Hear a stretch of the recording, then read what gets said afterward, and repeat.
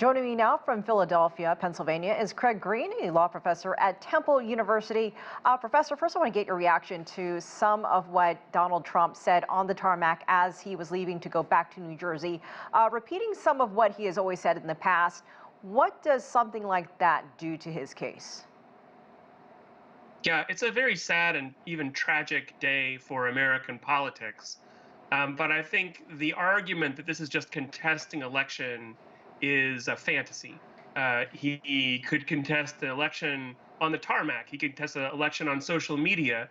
But the thing he can't do is what he's alleged to have done, create a criminal enterprise to try to subvert and destroy the ordinary mechanisms of an election. You can't get together a group and throw a bunch of ballots in the river, or you can't trick voters into voting one way when they meant to vote the other way.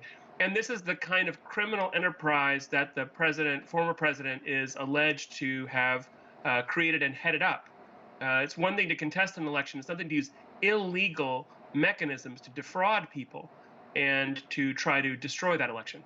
What the former president went through in terms of going to the jail, getting booked, getting a mugshot, seemed to replicate what others in this case have also gone through. A very quick process. But let's go back to that mugshot for a second, because it's pretty significant here. We've never really seen anything like this in our history. Can you talk about just how significant this moment is? Yeah, I think that it's true. There's the legal substance, and then there's the political or even cultural imagery. And I think that the idea that this person who has occupied the highest office in the country is being booked more or less like an ordinary person. And I think it makes it very visual and maybe even visceral for more of the American public to understand he is alleged to be a regular criminal through ordinary criminal procedures, just like any other murderer or bank robber or what have you. And these allegations are made in the ordinary process, and they're very, very serious, covering decades of life, certainly well beyond anything he could expect to survive. And I think the other thing about this case, in terms of the visual imagery, I think there are expected to be cameras in the courtroom, which I think would also, these sort of visuals of him as a very ordinary criminal defendant, I think are the opposite of he wants to believe that he's somehow above every possible sort of responsibility, accountability. And I think pictures like this that show him just as a frustrated, angry, upset defendant. A lot of defendants are upset and angry, and I think he's now, in a certain sense, just one of those as far as the law is concerned. He is still the front runner. Right now, there was a debate just the night before where the 8 people on the stage still did not have as much support, it seemed, as Donald Trump.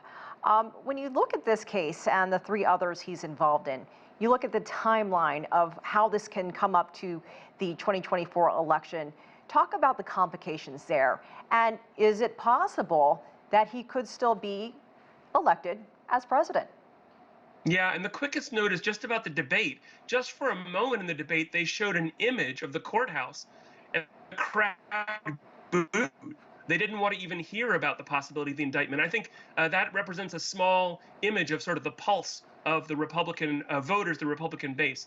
But the calendar is a real problem. It's a problem legally because now there are 4 different cases that have to be tried and coordinated in that kind of way, at least calendar-wise.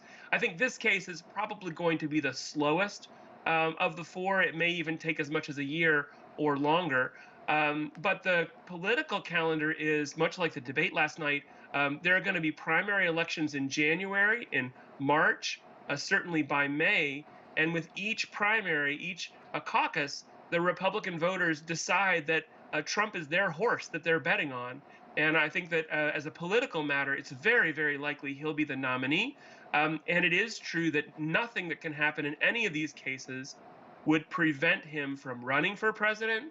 And if the Republican voters so choose, for being the Republican candidate for president, and indeed if it went all the way to November, even if he were in jail in some sort of a completely bizarre hypothetical, but even if he were in jail, he could still win the presidency. And the only remedy would be impeachment, which of course is another outrageous and difficult and fraught scenario that we've seen way too often with this particular individual. All right, complicated road ahead. Professor Craig Green, thank you so much for joining us from Philadelphia.